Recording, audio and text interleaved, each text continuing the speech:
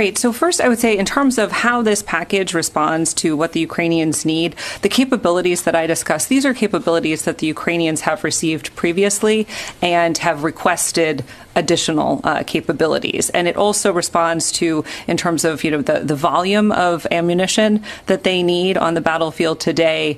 We're looking very closely at their consumption rates for ammunition to make sure that they have what they need for the counteroffensive. And then the types of capabilities. I think at this point the HIMARS are pretty famous because you've seen how the Ukrainians can use these capabilities to take out critical Russian logistics nodes, command and control nodes, ammunition depots, etc., and really weaken the Russian forces' ability to respond. So having these additional 4 HIMARS is going to enable the Ukrainians and the other capabilities as well to have flexibility in how they employ these capabilities with their forces as they look for additional opportunities to seize the strategic advantage. And in terms of the comparison with Russia, I can't get into specific numbers for you. I would just say that what Ukraine has on its side right now is not just its own capabilities, but the capabilities of all of its allies and partners. And what you're seeing is the United States is providing additional ammunition, but we're also investing in ammunition production, and we're seeing our allies and partners investing in ammunition production. We had Undersecretary LaPlante last week meeting with allies, armaments directors, talking about ways to sustain the industrial base to continue to support Ukraine. Whereas you see Russia, what is Russia doing? Russia is turning to North Korea for assistance. It's turning to Iran. It doesn't have that depth of support. Thank you. Let's go to Sylvie and then Tom. Thank you very much.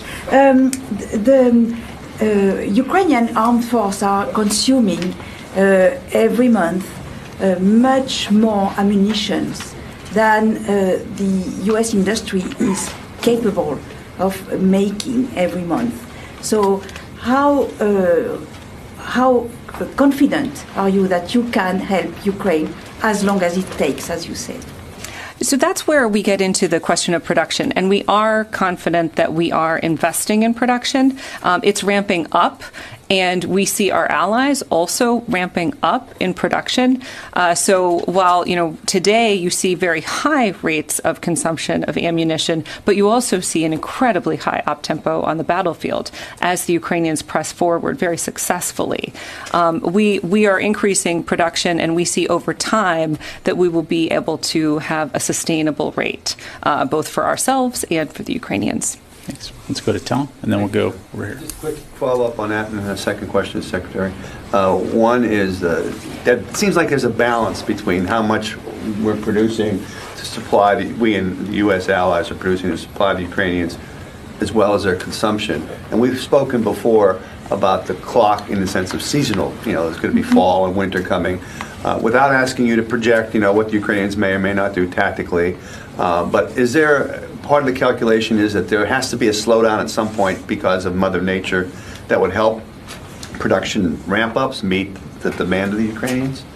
And my second question off that, not on that, is announcement earlier about this drawdown authority mentioned Claymore mines were supposed to go as well, and you didn't mention it. Were they removed from the package?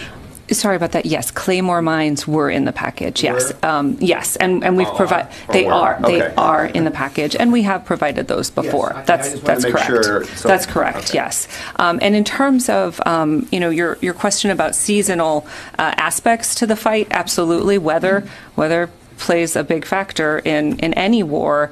And here, what we would anticipate is, as the weather changes, maneuver will be much more challenging. You get really muddy ground.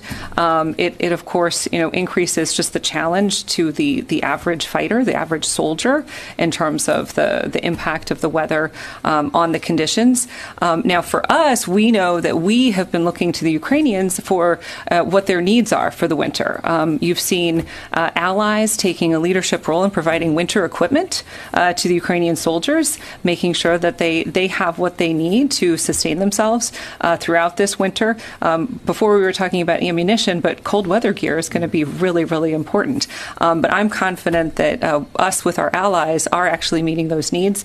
Not as sure about the Russian forces. Thank you. Okay.